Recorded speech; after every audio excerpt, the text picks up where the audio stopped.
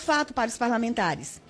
Eu trago um outro fato grave e que eu preciso que os parlamentares tenham uma atenção, especialmente os deputados da área médica. Nunca bebês foram tão estuprados no Brasil como hoje. Bebês, ministra, sim. E aqui, deputados, eu preciso registrar uma coisa. Tem noites que a minha equipe não dorme.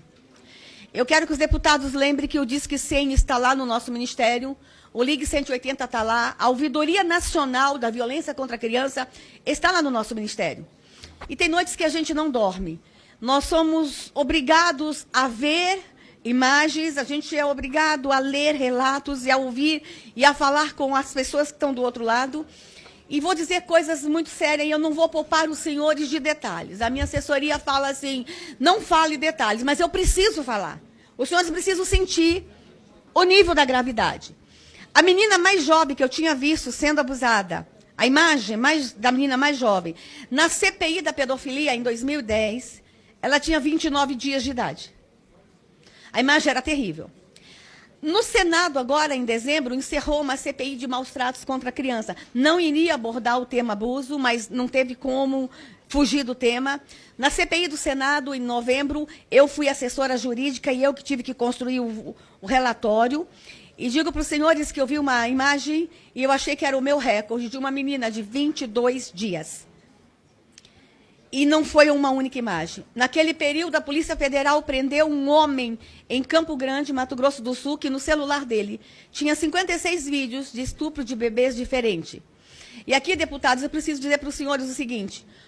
Um vídeo de abuso de criança pode custar entre R$1.000 e R$2.000. Se for bebê, pula para R$50.000. O comércio da imagem de abuso de bebês no Brasil tem movimentado esse mercado negro. Os senhores precisam entender que o abuso de criança não é só um doente que está ali na esquina abusando, o crime organizado está por trás disso. E nós vamos ter que fazer esse enfrentamento com muita coragem. Com muita coragem. E aqui eu quero dizer para os senhores que algumas das perseguições a essa ministra não vêm não vem por questão ideológica, por questão religiosa. É o crime organizado mesmo. Porque nós vamos fazer esse enfrentamento. Chega de abuso de criança no Brasil, chega de comercializar o corpo de nossas crianças. E aí nós encontramos imagens como um médico preso em Manaus, há 2 anos atrás, com uma nenê de 7 meses no motel. 7 meses. Aí a gente vai lá para Santarém e encontra um outro médico que só queria abusar de bebezinhos com 3 meses de idade. Eu não vou poupá-los, os senhores, de detalhes. Eu preciso. As imagens são fortes. Tem uma cena que depois que ele abusa do bebê, ele ejacula no peito da mãe, para a mãe colocar o bebê, para mamar o esperma dele. A mãe participando do abuso. E eu achei que eu tinha visto o horror dos horrores. Em Curitiba, deputado Ricardo Barro, lá no seu estado, em novembro, foi internada uma nenê de apenas 8 dias. E essa nenê não sobreviveu. E aí vocês falam, mas ministra, o que está acontecendo? Não sabemos. O que sabemos é que estourou o estupro e abuso de bebês no Brasil e nós vamos ter que dar uma atenção para isso. Por quê? A criança de 5, 6 anos emite sinais, mas o bebê está no colo do pai e da mãe. A gente tem que entender o que está acontecendo. E aí, eu gostaria muito, deputado, que a subcomissão dos senhores que trabalham com abuso desse uma atenção especial a isso. Os médicos no Brasil inteiro terem uma atenção especial aos bebezinhos. Observar mais os bebês. Estão fazendo campanhas para conversar com médicos e enfermeiros para observar mais os bebês. E aí eu encerro essa parte dizendo para os senhores que nós estamos acompanhando o trabalho da Polícia Federal e aqui vou dizer a transversalidade do tema.